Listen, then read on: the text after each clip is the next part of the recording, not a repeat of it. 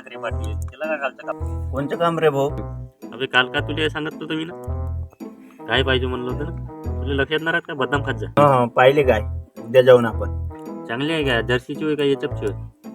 Pure याच्या बोय गाय आहे भाऊ, अशी दन्न लंबी चक्री आहे. तू बी म्हणशील का गाय आहे?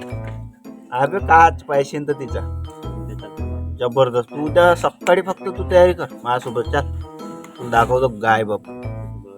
चल चल मी जेवण करून येतो भाऊ आता.